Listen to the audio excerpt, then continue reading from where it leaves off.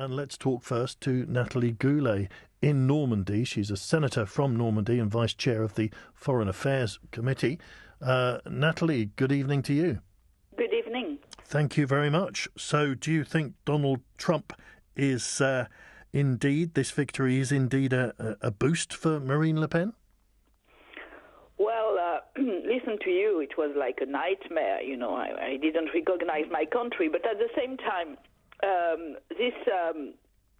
this far-right movement is very successful and has been very successful the last 5 years, you know, that's a fact. An international situation and also the situation of internal affairs of France, and especially regarding the Muslim community, the terrorist attacks, and also the migrants, those kind of subjects help her to surf on the wave of the extreme right. And then if you are carefully checking around France, you also have Hungary, and you have a lot of other countries who are also surfing on this extreme right. So it's not only France, which is a reality. But unfortunately, you have a lot of causes for that. And I think she will use Trump election, but at the same time, unfortunately, she also has very deep roots in France. So would you say you certainly can't rule her out of being president next year? Well, I think that somehow the Republican Party, socialist or right, what we call the Democratic Party, somehow felt, and there is a big mistrust in the society.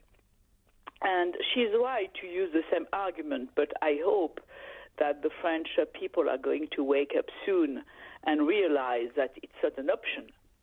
I myself will fight, of course. So at the same time, you have this tremendous mistrust regarding the political population. For the MP or the government, there is this huge mistrust.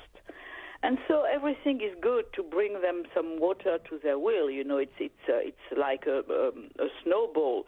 If you check carefully what happened the last month or 2 months ago, she is not talking at all, Marine Le Pen. She's not talking. It's not useful for her to take the floor, because each and single event which arrived in France, she already predicted. So the people they now that they trust her. And do you see? She talked about her party being very similar to UKIP, although UKIP have been quite keen to say they're not at all similar. Do you see similarities between the two? I'm not aware enough, but you know, the people who are surfing on this kind of populism are all the same. You know, probably if they win the election one day, they will not do much better. But at the same time, as they had no chance to have a previous place in the government or in the parliament, you know, it's also linked with the fact that there is no representative of a far right in France, or very little. I think 2 MP and 2 senators, which is little regarding the amount of people voting for them. So they don't feel represented. So it's easy to play on the fears. It's so easy. Do you regard them as a racist party? Absolutely. No doubt. And even they have one Arab or Muslim or 1 or 2 colored people in their party. It's just an alibi. They are deeply racist, of course. And what do you think lies behind this, really? Are you saying then there's a huge number of racist people in France, or is it more that they're disgruntled about other matters that are going on? No, racist, I will never say that from my country. But at the same time, you have a lot of issues, such as migrants and the fears of terrorism and the lack of organization of the Muslim communities in France. And in addition, like the cherry on the milkshake, you have this huge mistrust regarding the political parties and the institutions. Mm. So if you put all that together in a shaker, so you get this kind of cocktail. Yes. So is it just like in this country? Some would say it's the establishment politicians who have failed and are responsible for what's going on. Somehow, yes. Of course, we are all responsible. We are all responsible of a lot of things.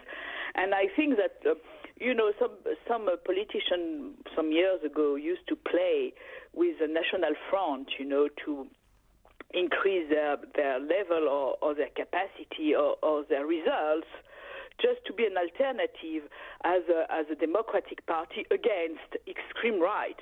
Unfortunately, now it becomes a reality, and the people, they are not voting for a joke or to just to show they are opposed. They just agree which will happen, which is very difficult to fight, because when the people, they just vote for extreme party, whatever is extreme right or extreme left, because they are unhappy of a situation, that is one way. But now they completely agree with the extreme right theory, which is worse to fight. It will be very, very difficult to fight because of the economic situation, because of international situation, because that they are surfing on the wave of terrorism and fears, as I told you previously, and all that will be a big, big challenge for the next candidate to the presidential election.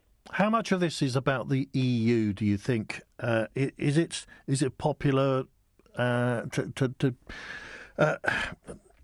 put it this way? If you had a vote, would you vote for Frexit? Well, I'm not sure. I have no crystal ball. I'm not a fortune teller. It would be really difficult, but it's also part of their game to put the blame on European Union, and especially when you see all the agriculture department or district like mine. They are absolutely against European regulations. So it's also easy to blame Europe as maybe right to blame Europe. I mean, the EU has mishandled the immigration, the migrant situation very badly. They've not really had a cohesive formula for dealing with refugees. It's a shame. It's a shame. You think that it's a destiny of a child of 3 to die on a beach somewhere? No, but I think the EU have failed to deal with it. Well, they've only just thought of a policy. But it's not a ghost. European Union is the addition of elected people who are just unable to deal with this situation because they were not ready, because of the lack of will, because of the lack of unanimity, because of a loss of humanity, because we are totally lost in translation with our European values. And all that creates this situation. But right now, nobody wants to listen to a rational speech. Whatever is immigrants, whatever is help, whatever is humanity, we are not in this kind of thought right now. I mean, it's something really different and scary. Nathalie, thank you so much for joining us. Nathalie Goulet there, who is Senator in Normandy.